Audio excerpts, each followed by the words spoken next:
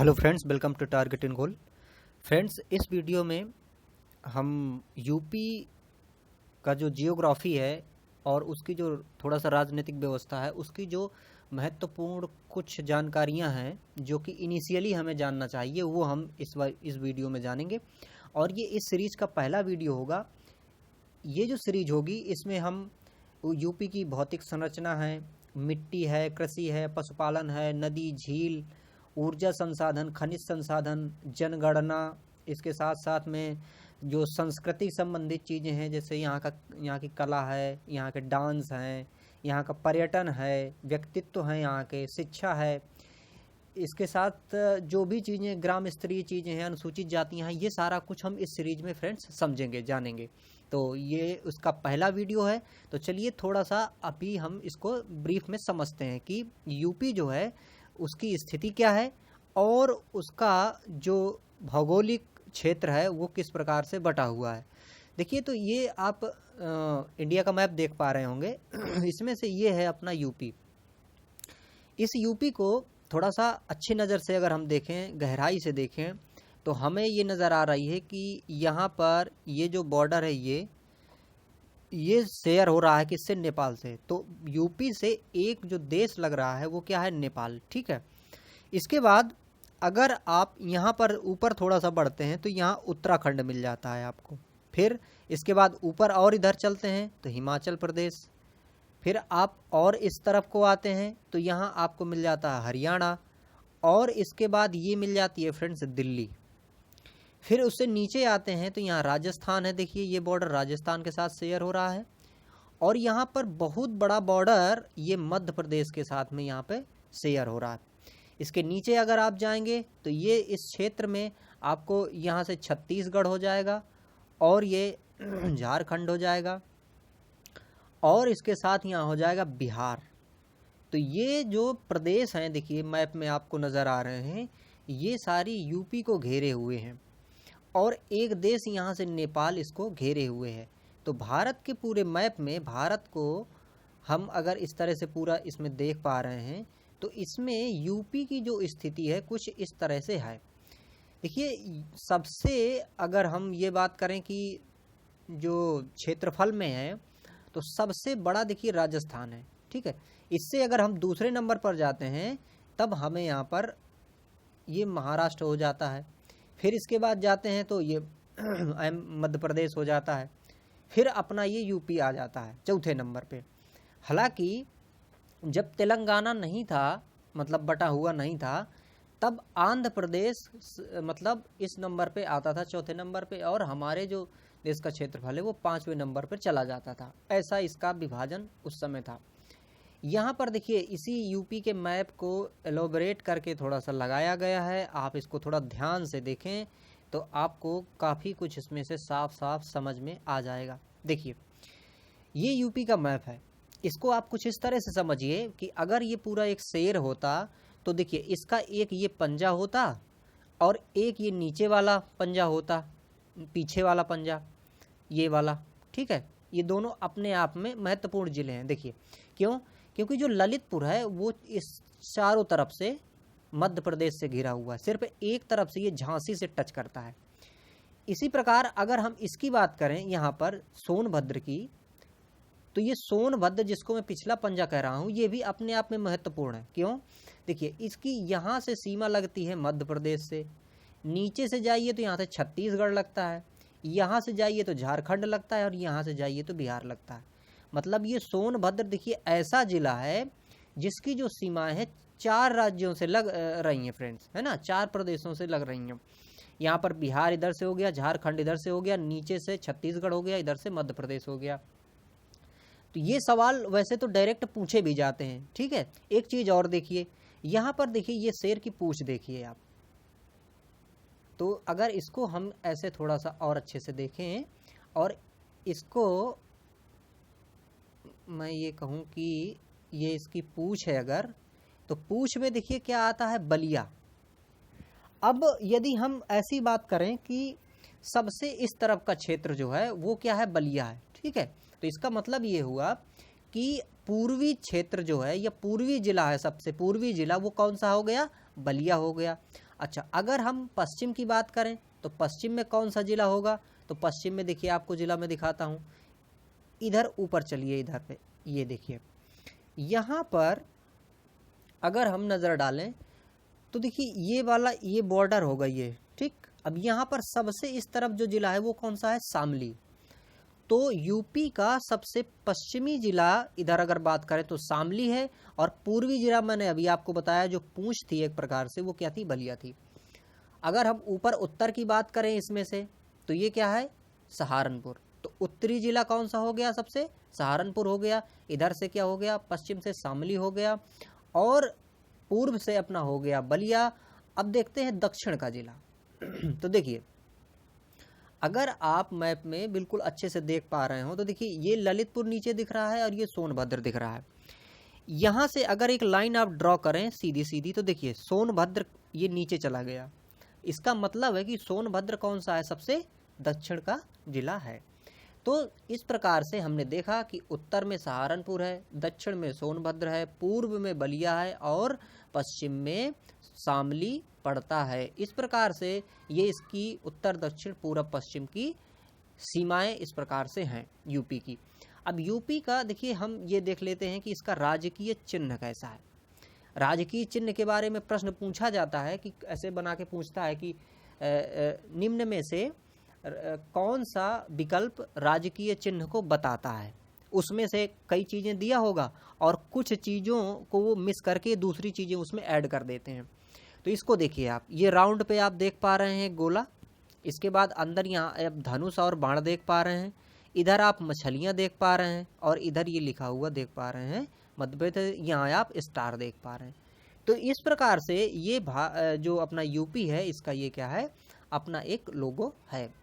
अब देखिए और देखते हैं इसका जो राजकीय पुष्प है वो क्या है। राजकीय पुष्प है पलाश का फूल। पलाश का जो फूल होता है इसकी ये विशेषता है कि ये गर्मियों में खिलता है। गर्मियों में जब बहुत ज़्यादा भीषण गर्मी होती है तब भी पलाश का फूल आपको बहुत ही खिला हुआ नज़र आएगा। और इसकी ये विशेषता है कि पानी बहुत ही कम होने पर भी पलाश का जो पौधा है वो लंबे समय तक अपना जीवन सरवाइव कर सकता है। तो ये विशेषता है पलाश के फूल की। और जब पलाश का फूल फूलता है फ्रेंड्स जंगलों में, तो ऐसा लगता है कि जैसे मानो जंगल पे आग लगी हो। तो इस प्रकार से ये है। अच्छा, अब देखिए यहाँ पर हम बात करते हैं राजकीय पक्षी की। तो राजकीय पक्षी जो है ये है अपना क्रॉंच पक्षी, ठीक है। क्रॉंच पक्षी को हम इस यूपी का राज्य पक्षी घोषित किए हुए हैं। और ये क्रॉंच पक्षी बहुत ही सेंसिटिव होता है। ये माना जाता है कि अगर इनमें से दोनों ये जहाँ भी रहते हैं जोड़े में ही आपको दिखेंगे, और यदि इनमें से एक की मृत्यु हो जाती है तो दूसरा कहते हैं कि खुद से प्राण त्याग देता है। पशु की बात करें राजकीय पशु की, तो 12 सिंघा उत्तर प्रदेश का राजकीय पशु है। आप फिगर में देख पा रहे होंगे ये इसके सींग हैं, चूंकि इनकी 12 नोक होती हैं इसलिए 12 सिंघा इनको बोलते हैं। अब देखिए कुछ और जानकारी अभी तो हमने देखे, फिर कुछ और जानकारी इसमें समझते हैं, जानते हैं। देखिए उत्तर प्रदेश का नाम उत्तर प्रदेश जैसा कि आज है वैसा पहले नहीं था। तो इसका नाम किस प्रकार से वैरी किया है, किस प्रकार से उसमें परिवर्तन आए हैं, उसको थोड़ा सा समझते हैं। तो देखिए 1836 से इसका जो नाम था वो रखा गया था उत्तर पश्चिम प्रांत। इसके बाद में 1877 में इसका नाम जो रखा गया वो रखा गया आगरा एवं अवध का संयुक्त प्रांत। फिर इसके बाद 1937 में फ्रेंड्स रखा गया केवल मतलब संयुक्त प्रांत, केवल संयुक्त प्रांत इसका नाम रखा गया। इसके बाद में 26 जनवरी 1950 से इसका नाम रखा गया था उत्तर प्रदेश। तो उत्तर प्रदेश जो नाम है वो 26 जनवरी 1950 से रखा गया है। इसकी राजधानी के बारे में बात करें तो जैसा कि आज लखनऊ राजधानी है वो पहले नहीं थी। शुरुआती इसकी राजधानी 1836 में थी जब, तो वो थी आगरा। इसके बाद 1858 में किया गया इलाहाबाद। इलाहाबाद के बाद में जिसको अब प्रयागराज कहते हैं, फिर 1921 में क्या किया गया कि लखनऊ को राजधानी बनाया गया, लेकिन उस समय इसको पूर्णतः दर्जा नहीं दिया गया, ये आंशिक रूप से थी। इसके बाद में 1935 में इसको पुनः क्या किया गया कि पूर्णतः लखनऊ को राजधानी बना दिया गया, और अब फिर इसके बाद लखनऊ इसकी राजधानी बनी रही। कुछ और चीज़ें, कुछ और फैक्ट्स जानते हैं इसके बारे में। तो देखिए जो इसका क्षेत्रफल है फ्रेंड्स, तो क्षेत्रफल के बारे में अगर देखें तो इसका क्षेत्रफल अपना पूरा जो 32 लाख इसका जो क्षेत्रफल है भारत का, ठीक है, जो 32 लाख वर्ग किलोमीटर क्षेत्रफल है उसमें से 7.33% अर्थात 2,40,928 वर्ग किलोमीटर हमारे यूपी का क्षेत्रफल है। मतलब पूरे भारत में हमारे इधर का जो क्षेत्रफल है वो है 7.33%। इसके बाद क्षेत्रफल की दृष्टि से जैसे मैंने बताया आपको कि ये चौथा है। और सीमावर्ती देखिए जो प्रदेश है मैंने आपको बताया था, वहाँ पे मैप में दिखा दिया था, ठीक है, तो आप समझ पा रहे होंगे। यहाँ पे वो सिर्फ कंटेंट है, आप मैप से उसको मेमोराइज कर सकते हैं। इसको याद करने के लिए देखिए आपको ज़बरदस्ती दिमाग में जोर नहीं लगाना है, आपको सिर्फ याद रखना है कि कैसे कैसे कहाँ पे कौन सी सीमाएं लग रही हैं। जैसे कि शुरुआती मैंने आपको बताया था कि इधर से देखिए नेपाल लग रहा है, फिर यहाँ जाइए तो उत्तराखंड, ऊपर जाइए तो भाई ऊपर जैसे जाएंगे तो हिमाचल प्रदेश मिल जाएगा, है ना, और इधर को जाएंगे हरियाणा मिल जाएगा, और नीचे आएंगे तो इधर राजस्थान मिल जाएगा, मध्य प्रदेश मिल जाएगा। तो आप इसको दिमाग में मेमोराइज कर सकते हैं, है ना, कि मैप को रख सकते हैं कि हाँ देखिए इधर से ये मिलेगा, इधर से ये मिलेगा, तो तब वो चीज़ें क्या होंगी, आसानी से थोड़ा सा आपको याद हो जाएंगी। और देखिए मैंने आपको उसमें मैप में ही दिखाया था कि 4 राज्यों से या सबसे अधिक राज्यों से स्पर्श करने वाला जिला क्या था, सोनभद्र। ये फ्रेंड्स डायरेक्ट क्वेश्चन पूछे गए हैं एग्जाम्स में। और सीमावर्ती देश नेपाल था, है ना, मैंने आपको दिखाया था उसमें से। और इसके साथ देखिए इसके बाद पुनर्गठन की थोड़ा सा बात जानते हैं। देखिए एक पुनर्गठन आयोग बना था जो भाषा के आधार पर राज्यों का पुनर्गठन किया गया था, जिसके हिसाब से तो पहला जो पुनर्गठन किया गया था वो किया गया था आंध्र प्रदेश का, भाषा के आधार पर।